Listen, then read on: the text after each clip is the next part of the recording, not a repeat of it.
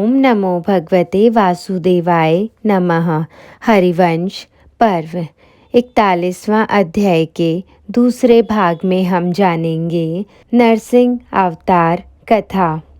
वैशंपायन जी कहते हैं, जन्मेजय, पहले मैंने वाराह अवतार की कथा कही, इसके बाद अब नरसिंह अवतार हुआ, उसका वर्णन सुनो। उस अवतार में भगवान ने नरसिंह रूप धारण करके हिरण्यकश्यपु नामक दैत्य का वध किया था। राजन, पहले सतयुग में देवताओं का शत्रु हिरण्यकश्यपु समस्त दैत्यों का आदि पुरुष था। उसे अपने बल का बड़ा घमंड था। उसने 11,500 वर्षों तक बड़ी भारी तपस्या की। वह सदा जप और उपवास में संलग्न रहता था। दृढ़ आसन लगाकर मौन अवलंबन पूर्वक दृढ़ता के साथ उत्तम व्रत का पालन करता था। निष्पाप नरेश, तदंतर उसके इंद्रिय संयम, मनोनिग्रह, ब्रह्मचर्य, तपस्या और शौच, संतोष आदि नियमों के पालन से ब्रह्मा जी उसके ऊपर बहुत प्रसन्न हुए। भूपाल स्वयंभू भगवान ब्रह्मा जी हंस से युक्त सूर्य के समान तेजस्वी विमान द्वारा स्वयं वहाँ पधारे। उनके साथ आदित्य, वसु, साध्य, मरुदगण, अन्य देवगण, रुद्रगण, विश्वेदेव, यक्ष, राक्षस, किन्नर, दिशाएं, विदिशाएं, नदियाँ, समुद्र, नक्षत्र, मुहूर्त, आकाशचारी महान ग्रह, तपस्या में बढ़े चढ़े देवर्षि, सिद्ध, सप्तऋषि, परम पुण्यात्मा राजऋषि, गंधर्व तथा अप्सराएं भी थी।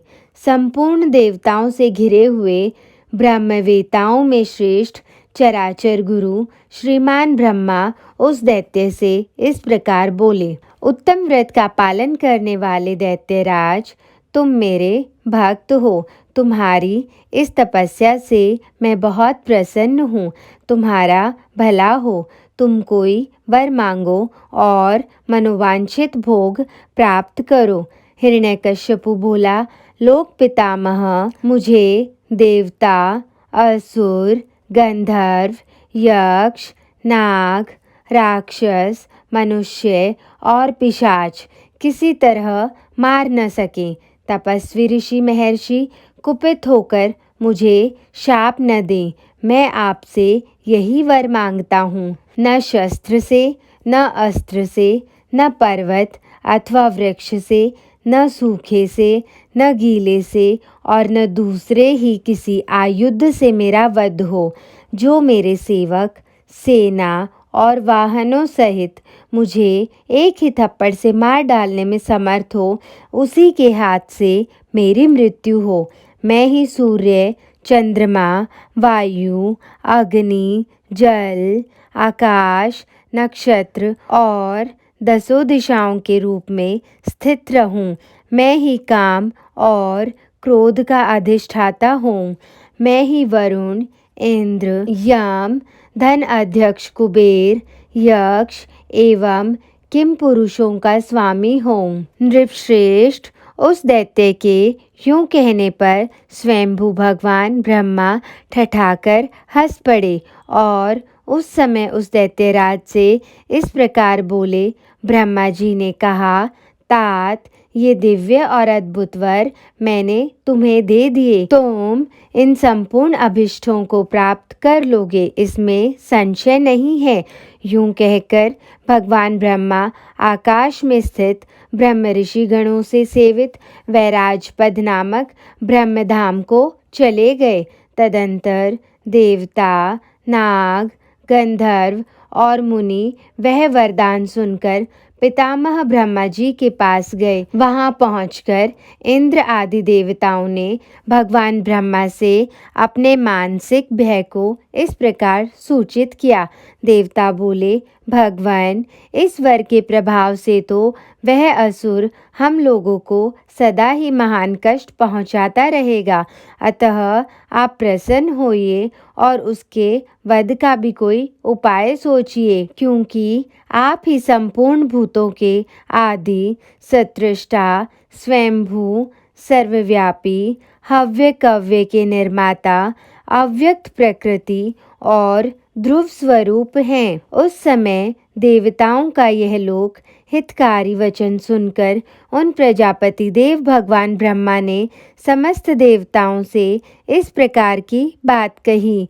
देवताओं, उस असुर को अपनी तपस्या का फल अवश्य प्राप्त होगा। फल भोग के द्वारा जब तपस्या की समाप्ति हो जाएगी, तब भगवान विष्णु स्वयं ही उसका वध करेंगे।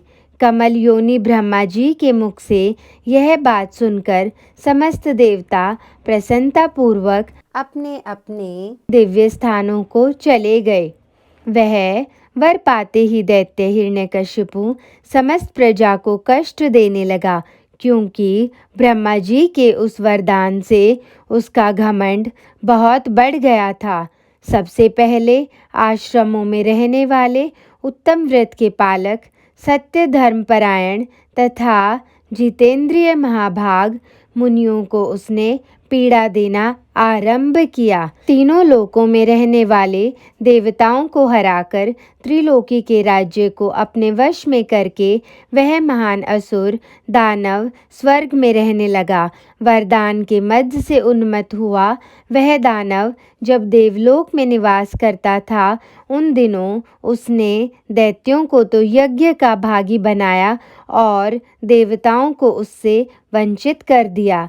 तब आदित्य, रुद्र, विश्वेदेव और मरुद्गण आदि मिलकर शरणागत वत्सल, वेद एवं यज्ञ स्वरूप ब्रह्मा जी के भी आराध्य देव सनातन ब्रह्मरूप महाबली भगवान विष्णु की शरण में गए। भूत, वर्तमान और भविष्य जिनका स्वरूप है, जो सब कुछ करने में समर्थ तथा समस्त लोकों द्वारा वंदित हैं, उन्हीं सर्वव्यापी नारायण की उन शरणागत देवताओं ने शरण ली। देवता बोले, देवेश्वर, आप हिरण्यकशिपु के भय से अब हमारी रक्षा करें। सूर्यश्रेष्ठ, आप हम ब्रह्मा आदि देवताओं के भी परम पालक हैं। आप ही हमारे परम देवता और आप ही हमारे परम गुरु हैं। आपके नेत्र प्रफुल्ल कमल दल के समान शोभा पाते हैं। आप शत्रु पक्ष को भय देने वाले हैं। प्रभु, आप दैत्यों के विनाश के लिए हमारे शरणदाता हो। भगवान विष्णु ने कहा, देवताओं, भय छोड़ दो, मैं तुम्हें अभय देता हूँ। तुम शीघ्र ही पहले की भांति स्वर्गलोक प्राप्त कर लोगे। जो वरदान पाकर घमंड में भर गया है तथा जो देवेश्वरों के लिए अवध्य हो गया है, उस दितिपुत्र दानवराज हिरण्यकशिपु को उसके सेवकों सहित मार डालता हूँ। वैशंपायन जी कहते हैं, राजन, यूं कहकर भगवान विष्णु ने उन देवेश्वरों को तो विदा कर दिया और स्वयं हिरण्यकशिपु के सभा भवन में पधारे। उस समय उन प्रभु ने अपना आधा शरीर मनुष्य का सा बना लिया था और आधा सिंह का सा। इस प्रकार नरसिंह रूप धारण करके वे एक हाथ से दूसरे हाथ को रगड़ते हुए वहां आए। उनके शरीर का वर्ण सजल मेघ के समान श्याम था। उनका शब्द भी जलपूर्ण मेघ की गर्जना के समान ही गंभीर था। उनके उद्दीप्त तेज और वेग भी बरसने वाले बादल के ही तुल्य थे।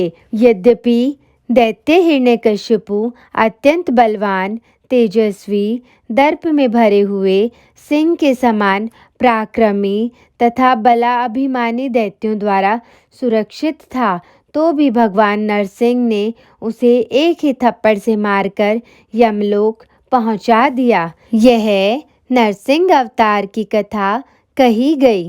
अब दूसरे वामन अवतार का वर्णन सुनो।